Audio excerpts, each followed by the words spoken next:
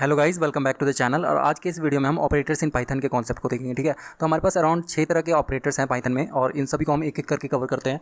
तो सबसे पहला ऑपरेटर है हमारे पास arithmetic operator. Arithmetic operator basically क्या करता है, इसमें हमारे पास मल्टीपल टाइप के ऑपरेटर हैं, लाइक एडिशन हो गया, सब्सट्रैक्शन हो गया, डिवीजन हो गया, फ्लोर डिवीजन हो गया, पावर ऑपरेटर हो गया, मॉड्यूलो ऑपरेटर है। ठीक है, तो सबसे पहले आपने एडिशन तो हमें पता ही है कि क्या करता है, ये दो वैल्यूज़ को सम करता है ना। तो यहाँ पे मैंने 10 और 5 दिया हुआ है, तो इन दोनों को सम करके कितना आ गया हमारे पास, आउटपुट में 15 आ गया। ठीक है, वही सब्सट्रैक्शन करके क्या होता है कि एक 10 में से मैंने 5 को जब सब्सट्रैक्ट किया तो यहाँ पे 5 आउटपुट दे दिया। वही मैंने डिवीजन जब अप्लाई किया, 10 को मैंने 5 से डिवाइड किया तो मेरे पास आउटपुट यहाँ पे देखिए फ्लोट वैल्यू आया हुआ है 2.5 2.0। ठीक है, तो आपने ये ध्यान देना है कि हमेशा अगर दो आपके पास ऑपरेंड भी ना, अगर इंटीग्रल टाइप भी हुआ तो भी आपके पास ना आउटपुट हमेशा फ्लोट वैल्यू ही आएगा डिवीजन के केस में। वही हम इसके बाद फ्लो डिवीज़न है हमारे पास। फ्लो डिवीज़न क्या करता होता है कि सपोज़ मेरे पास 3.7 ये वैल्यू है, हाँ, और इसका ये लोअर वैल्यू क्या होगा, इसका 3 होगा, इसका अपर वैल्यू क्या होगा 4 होगा, है ना। तो ये जो लोअर वैल्यू जो होता है ना, इसको हम फ्लोर बोलते हैं और वही अपर वैल्यू को हम सील बोलते हैं। ठीक है, तो फ्लोर के लिए तो हमारे पास ऑपरेटर है पाइथन में, ऐसे आपने डबल स्लैश डालना है आपने। इसके बाद देखिए, इसके बाद ये देखिए इसका रिजल्ट कितना आया हमारे पास, 2 आया, मतलब कि 2.0 जो कि हमारे पास डिवाइड होकर वैल्यू आया था, इसका मैंने फ्लोर वैल्यू निकाला तो 2 दिया मेरे पास आउटपुट में। ठीक है, अगर 2.5 भी होता तो भी इसका फ्लोर वैल्यू आता, कितना आता, 2 होता। 2.9 का भी फ्लोर वैल्यू कितना आएगा, 2 आएगा। वही इसका सील वैल्यू कितना होगा, 2.7 या 2.2 का भी सील वैल्यू ना 3 होगा। ठीक है, तो हमने देखा कि फ्लोर और सील क्या होता है। तो सील का तो हमारे पास ऑपरेटर नहीं है पाइथन में, लेकिन इसमें हमारे पास मैथड जरूर है मैथ मॉड्यूल में। तो आपने इसका फ्लोर का ये बेसिकली ये आपने डबल फॉरवर्ड स्लैश आपने डालना है, और इसके बाद हमारे पास एक्सपोनेंट ऑपरेटर पावर, जिसको कि हम पावर ऑपरेटर भी बोलते हैं। तो इसमें a की पावर b, सिंपली इसका मतलब ये हुआ a की पावर b, तो 2 की पावर 3। ठीक है, तो यहाँ पे मैंने क्या दिया हुआ, a 10 और b 5 है। एग्जांपल में a 10 और b 5 है, तो मतलब 10 की पावर 5, तो कितनी बार 10 को मैं 5 टाइम्स मल्टीप्लाई करूँगा खुद से ही, तो आउटपुट में मेरे पास कितना आएगा, 1 लाख। तो आपने अगर पावर ऑपरेटर के लिए ना हमारे पास डबल स्टार से शो करना होता है अपने। इसके बाद हमारे पास मॉड्यूलो ऑपरेटर हमें बेसिकली रिमाइंडर बताता है। तो मैंने 7 को जब मैंने 3 से डिवाइड किया तो इसके बाद मेरे पास रिमाइंडर क्या आएगा, 1 आएगा, तो ये हमारे पास 1 बताएगा। ठीक है, इस केस में तो ये परफेक्टली डिविजिबल हो रहे हैं दोनों, तो इसलिए हमारे पास रिमाइंडर 0 आया है इस केस में। ठीक है, तो हमने देख लिया कि हमारे पास अर्थमेटिक ऑपरेटर्स कौन से हैं। मल्टीप्लिकेशन यहाँ पे मैंने मिस किया है, लेकिन आप मल्टीप्लिकेशन में क्या करेंगे, ये स्टार का यूज़ करेंगे हम। ठीक है, वही एक्सपोनेंट ऑपरेटर में यहाँ पे क्या यूज़ करेंगे, हम डबल स्टार का यूज़ करेंगे। इसके बाद हमारे पास मैंने बताया था कि आपको सील का यूज़ हम बेसिकली मैथ मॉड्यूल के इंपोर्ट करके कर सकते हैं। और सील क्या बताता है हमें, हायर वैल्यू 3.3 का हायर वैल्यू कितना आया, 4 आया, और फ्लोर तो हमने देख ही लिया था। इसके बाद इक्वालिटी ऑपरेटर आता है। Equality operator basically content comparison करता होता है कि ये दोनों जो एलिमेंट जो ऑब्जेक्ट आपने क्रिएट किया वो दोनों इक्वल है कि नहीं है। तो इक्वालिटी ऑपरेटर ऐसे होता है। और असाइनमेंट ऑपरेटर में सिंगल इक्वल ऑपरेटर आता है, और इसमें डबल इक्वल्स टू। ठीक है, तो मैंने 10 और 20, क्या ये दोनों के कंटेंट बिल्कुल सेम है, तो ये फॉल्स दे रहा है, मतलब कि नहीं सेम है, ये दोनों डिफरेंट है। वही 10 इज़ नॉट इक्वल टू 20 आया, तो ये तो बिल्कुल सही है ना कि हाँ भी 10 जो है ना 20 के इक्वल नहीं है, तो इसने आउटपुट में हमारे पास ट्रू दे दिया। वही 10 इज इक्वल टू, अगर मैं करता 10 तो ये मेरे पास आउटपुट में क्या आता है, 10 ट्रू आता ना। इसके बाद हमारे पास रिलेशनल ऑपरेटर जिसको कि हम कंपैरिजन ऑपरेटर्स भी बोलते हैं। तो greater than equal to, less than equal to, ये सारे हैं हमारे पास रिलेशनल ऑपरेटर। इनको एक एक करके देखते हैं हम। तो सबसे पहला हमारे पास 20 और उसके बाद 10, ये दो वेरिएबल्स मैंने बनाए हैं 20 और 10। तो 20 जो है ये 20 का 10 से बड़ा है, इसका मतलब ये हुआ ग्रेटर देन। ठीक है, तो ये इसमें आउटपुट दे दिया ट्रू। क्या 20 जो है वो लेस देन है 10 से, तो इसमें ये फॉल्स दे दिया हमारे पास। ठीक है, और इसके बाद less than equals to 20 is less than equals to 10, तो ये फॉल्स ही है ना, इसमें तो दोनों कंडीशन ही फॉल्स हो रहे हैं। क्या 20 is greater than equals to 10, तो इसमें एक कंडीशन यहाँ पे ट्रू हो रहा है, बट बाकी की कंडीशन जो इक्वल्स टू वाला ये कंडीशन फॉल्स हो रहा है। तो एक कंडीशन भी ट्रू अगर होना आपके पास, तो यहाँ पे ड्रॉ आउटपुट में आपके पास ट्रू आएगा। ठीक है, इस केस में तो हमारे पास दोनों के दोनों कंडीशन ही फॉल्स हो रहे हैं, तो इसलिए हमारे पास फॉल्स आया। तो आपने देखा कि अगर एक भी कंडीशन आपका ट्रू होता है ना, ग्रेटर देन इक्वल्स टू या लेस देन इक्वल्स टू में, तो आउटपुट आपका ट्रू आएगा। तो ये तो हमने देख लिया कि इंटीग्रल वैल्यूज़ पे, और ऐसे ही आप स्ट्रिंग वैल्यूज़ को भी कंपेयर कर सकते हो। तो इसमें एस की वैल्यू, एस की कोड जो हम देखते हैं कि हर एक ये कैरेक्टर्स का ना कोई एस की वैल्यू होता है। तो आप इसका एस की टेबल देख लेना, और इसके अकॉर्डिंगली क्या होता है, एस की जो एस की वैल्यू है ना, और डी की एस की वैल्यू, हम इन दोनों को कंपेयर करेंगे। ठीक है, एक एक कैरेक्टर करके कंपेयर करेंगे। अगर पहला कैरेक्टर दोनों ही स्ट्रिंग का सेम है तो हम अगले कैरेक्टर्स को देखेंगे। ठीक है, उसमें आगे के कैरेक्टर्स को देखेंगे। तो एस की जो यहाँ पे जो एस की वैल्यू है और डी की जो एस की वैल्यू है, तो यहाँ पे देखिए पहले ये अगर पहले इन दोनों का कंपैरिजन हुआ तो इसने मेरे को ट्रू दे दिया, मतलब कि एस की जो एस की वैल्यू है ना वो ग्रेटर देन है डी की एस की वैल्यू से। ठीक है, तो आप इसका वैल्यू देखना आप क्या होता है इसका एस की नंबर। और इसके बाद ये तो दूसरा तो सही है कि मतलब पहला वाला अगर ट्रू निकला तो दूसरा वाला क्या है, फॉल्स ही आएगा इसका आउटपुट में। और ये दोनों के दोनों यहाँ पे तो एक कंडीशन यहाँ पे तो ऑलरेडी यहाँ पे फॉल्स हो रहा है कि ये दोनों स्ट्रिंग इक्वल तो नहीं है ना, तो ये एक कंडीशन तो यहाँ पे फॉल्स हो ही रहा है। लेकिन दूसरा कंडीशन हमने देखा था कि एक भी कंडीशन अगर ट्रू हो तो आउटपुट में आपका ट्रू आएगा। और यहाँ पे जो है हमें पता है कि एस की वैल्यू है वो बड़ा है डी से, तो ये कंडीशन यहाँ पे तो इस केस में दोनों के दोनों कंडीशन ही फॉल्स हो रहे हैं। बट यहाँ पे एक कंडीशन, इस केस में एक कंडीशन यहाँ पे ट्रू हो रहा है कि एस की वैल्यू है वो ग्रेटर देन है डी के एस की वैल्यू से, बट इक्वल्स टू नहीं है, तो इसमें हमारे पास आउटपुट दे दिया ट्रू। ठीक है, और ये मैंने दो यहाँ पे स्ट्रिंग बनाया सचिन। ठीक है, दोनों के दोनों इक्वल है।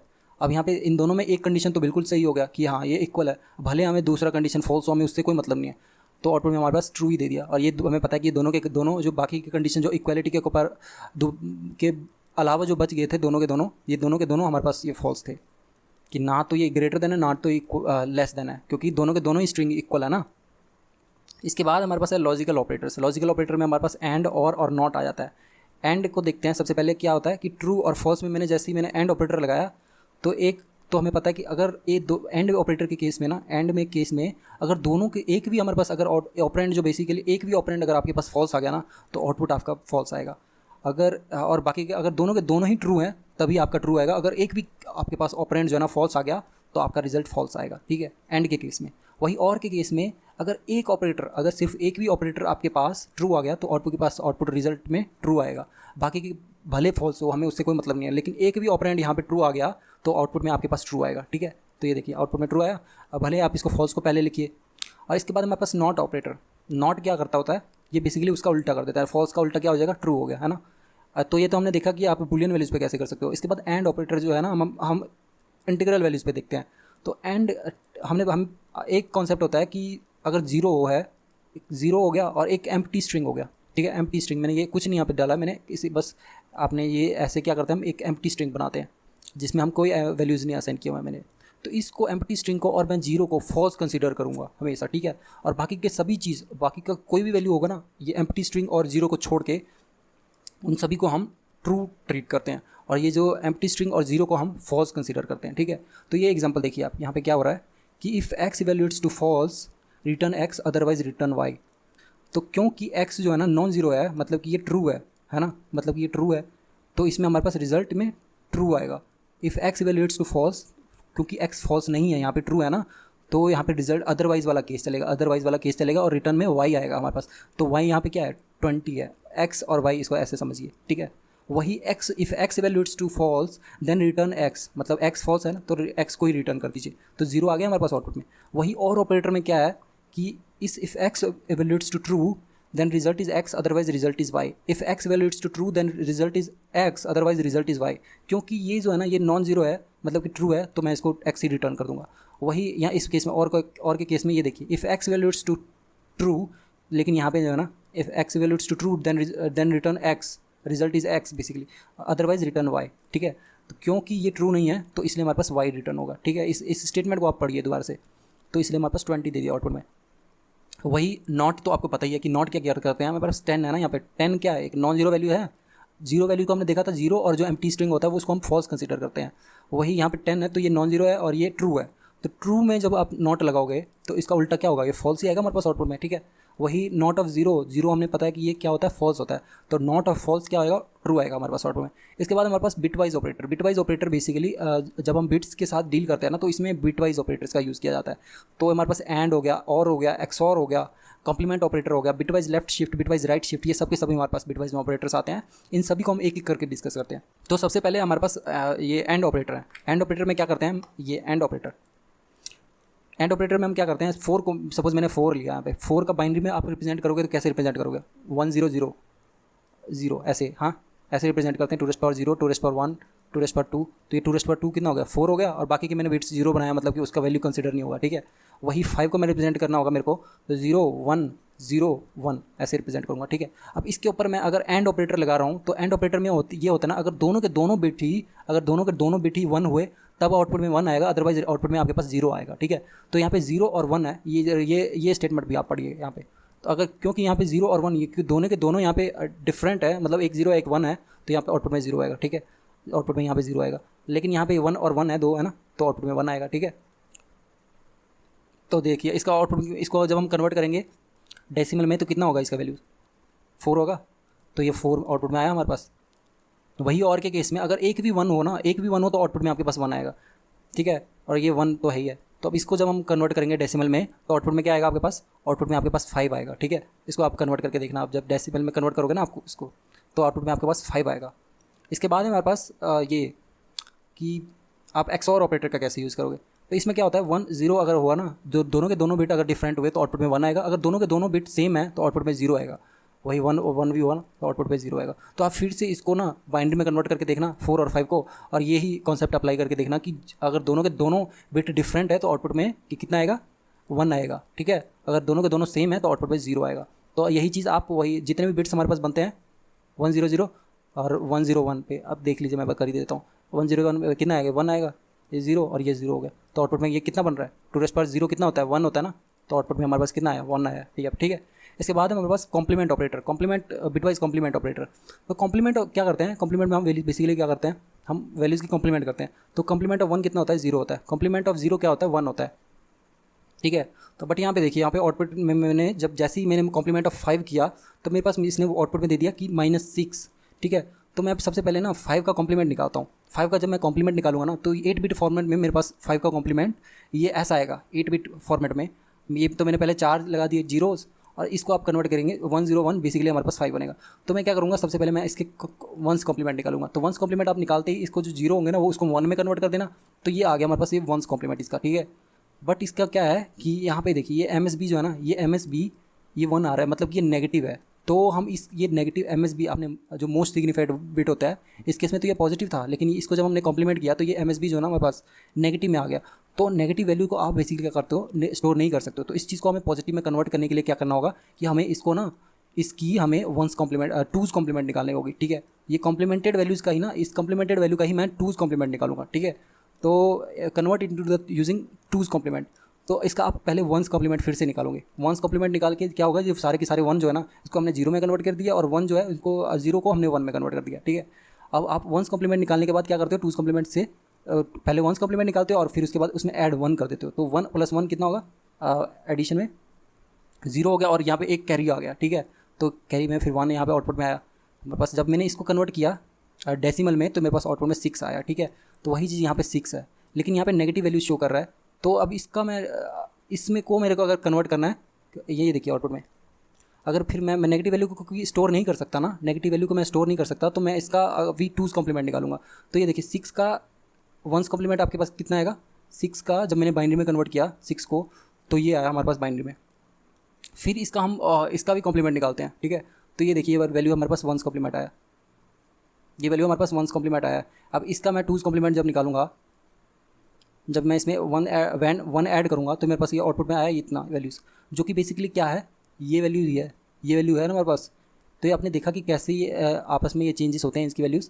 और ये -6 का जैसे मैं इसका कॉम्प्लीमेंट निकालूंगा तो मेरे पास आउटपुट में कितना आया, 5 आया, है ना। वही चीज़ आपको मैंने 12 पे भी मैंने कॉम्प्लीमेंट करके देखा तो -13। अब मैं इसका क्या करूँगा, मैं इसका 2's कॉम्प्लीमेंट जब निकालूंगा ना तो ये इसके कॉम्प्लीमेंट वैल्यूज़ के जो इसका 2's कॉम्प्लीमेंट है इसके इक्वल ही होंगे, ठीक है। तो चूँकि मैं ये इसको नेगेटिव वैल्यू को मैं स्टोर नहीं कर सकता, तो इसके लिए मैं इसको 2's कॉम्प्लीमेंट के फॉर्म में सेव करूँगा। और ये देखिए इसके बाद bitwise left shift, bitwise right shift आ जाता है हमारे पास। तो 10 का लेफ्ट शिफ्ट कितना होगा, हाँ ये देखते हैं हम 10 को कैसे हम कर सकते हैं। 1 0 1 0, ये बेसिकली कितना होगा, 2⁻0 2⁻1 2⁻2 2⁻3, ये कितना होगा 10 है ना हमारे पास। और इसको मैं क्या करना चाहता हूँ कि मैं इसको 8 बिट फॉर्मेट में सेव करूँ, तो मैं इसके आगे 4 जीरोज़ लगा दूंगा, ठीक है। और जैसे ही मैंने इसमें 2 लेफ़्ट शिफ्ट मैंने किया ना, तो इसका मतलब ये है कि यहाँ से ना 2 जीरोज़ जो है ना आगे शिफ्ट हो जाएंगे, ठीक है। और ये बाकी के डिजिट्स इधर लेफ्ट की तरफ शिफ्ट हो जाएंगे। तो 0 0 1 0 1 0 0 0। अब आप इसको जब कन्वर्ट करोगे ना आप डेसिमल में, तो ये आपके पास 40 आउटपुट पे आएगा, ठीक है। तो इसके बाद राइट शिफ्ट में क्या होता है कि ये बेसिकली क्या करेंगे हम, ये देखिए 1 0 1 0 है ना, ये 10 है ना। अब मैंने बताया था कि आपको इसको हम 8 बिट फॉर्मेट में चेंज करेंगे। अब मैंने क्या किया, यहाँ से 2 वैल्यूज़ उठा के ना मैंने इसके बिल्कुल MSB में डाल दिया, मतलब कि लेफ्ट साइड में डाल दिया। तो क्या करेंगे, ये 2 वैल्यू प्लेसेस इधर लेफ्ट के राइट की तरफ शिफ्ट हो जाएंगे, है ना। 1 0 0 0 0, अब इसके बाद आगे सारे 0 हो जाएंगे, ठीक है। तो यहाँ पे आउटपुट देखिए, ये 2⁻0 यहाँ पे कितना हो जाएगा, 2⁻0 कितना हो जाएगा, 2 हो जाएगा, 2⁻0 और 2⁻1, 2⁻0 तो सबसे लेफ्ट वाला हो गया ना, राइट वाला हो गया। इसके बाद 2^1, तो आउटपुट में क्या कितना आ जाएगा, 2 आ जाएगा हमारे पास। तो यही है हमारे पास बिटवाइज लेफ्ट शिफ्ट और राइट शिफ्ट। इसके बाद है हमारे पास असाइनमेंट ऑपरेटर। असाइनमेंट ऑपरेटर में ये तो पता ही है आपको क्या होता है इसमें कि plus equals to less minus equals to, ये देखिए ये x प्लस इक्वल्स टू 10, इसका मतलब ये हुआ x इक्वल्स टू, मैंने पहले कितना रखा है यहाँ पे 15 रखा हुआ है ना, ठीक है। इसका मतलब ये हुआ कि x equals to x plus 10, ठीक है।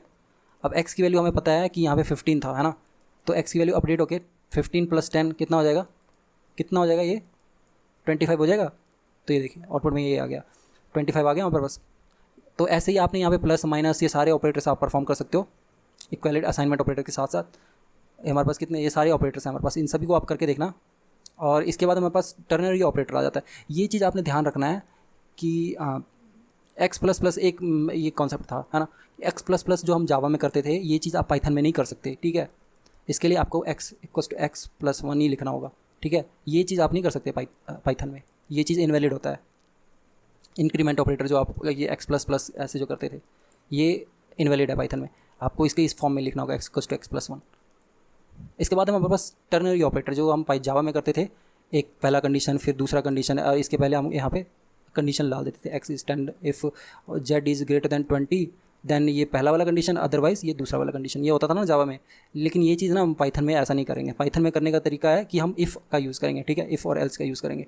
तो यहाँ पे देखिए मैंने ए और बी में वैल्यूज़ डाली हुई हैं 10 और 20 की, ठीक है। वही एक्स की वैल्यू 30 होगी अगर ए जो है ना ये लेस देन बी है, ए जो है लेस देन बी, तब एक्स की वैल्यू 30 होगी, अगर अदरवाइज़ ये 40 होगी, ठीक है। तो ये कंडीशन देखिए, ए जो है ना वो लेस देन बी है, बिल्कुल सही है कि ए की वैल्यू यहाँ पे क्या है 10 है, बी की वैल्यू यहाँ पे 20 है, तो ये कंडीशन बिल्कुल सही हो रहा है और एक्स की वैल्यू यहाँ पे हमारे पास 30 आ गया। तो ऐसे आपने टर्नरी ऑपरेटर का यूज़ करना है। इसके बाद हमारे पास दो तरह के हमारे पास स्पेशल ऑपरेटर आ जाते हैं जो कि आइडेंटिटी ऑपरेटर और मेंबरशिप ऑपरेटर होता है। आइडेंटिटी ऑपरेटर में हम ये करते हैं कि बेसिकली क्या करते हैं, हम एक दो इसका एड्रेस कंपेरिजन करते होते हैं। तो क्या 10 जो है ना इज़ 10 जो है वो 10 के इक्वल है, इज़ 10 मतलब 10 इज़ 10, तो इसने आउटपुट में दे दिया कि ट्रू, हाँ। और अगर 10 इज़ नॉट 20 हो गया, 10 इज़ नॉट 20, तो ये बिल्कुल ट्रू है ना, तो आउटपुट में इसने ट्रू दे दिया। और वही इज़ 10 जो है ना 10 इज़ 20, तो इसने आउटपुट में फॉल्स दे दिया। ये बेसिकली वही हो गया, कंटेंट कंपैरिजन वाला ही हो गया हमारे पास, जो कंटेंट कंपैरिजन में हमने किया था इक्वालिटी, तो वही इज़ और इज़ नॉट वाला हम यहाँ पे कर रहे हैं यूज़, ठीक है। तो ये आइडेंटिटी ऑपरेटर हो गया। इसके बाद हमारे पास मेंबरशिप ऑपरेटर हो गया। मेंबरशिप बेसिकली क्या बोलता है कि it checks whether the given object is present in the given collection. तो सपोज मैंने यहाँ पे एक लिस्ट तैयार किया हुआ है, यहाँ पे 1 2 3 4 मैंने यहाँ पे वैल्यूज़ दी हुई है, तो मैं चेक करता हूँ कि ये 4 जो है ना ये लिस्ट में प्रेजेंट है कि नहीं है। तो ये आउटपुट में दे दिया कि हमारे पास ट्रू, कि हाँ 4 जो है ना ये लिस्ट में प्रेजेंट है आपका, ठीक है। वहीं यहाँ पे अगर 5 है तो इसमें प्रेजेंट है कि नहीं है, लिस्ट में प्रेजेंट है कि नहीं है। यहाँ पे आउटपुट में मेरे को फॉल्स दे दिया, मतलब कि 5 जो है ना वो इस लिस्ट में प्रेजेंट नहीं है। इसका मतलब ये है, वही जो 5 है क्या सच में वो लिस्ट में प्रेजेंट नहीं है, 5 नॉट इन एल, तो इसने आउटपुट में दे दिया कि ट्रू, ठीक है। तो आपने इन और नॉट इन और इज़ नॉट, ये जो है ना ये हमारे पास स्पेशल तरह के ऑपरेटर्स हैं।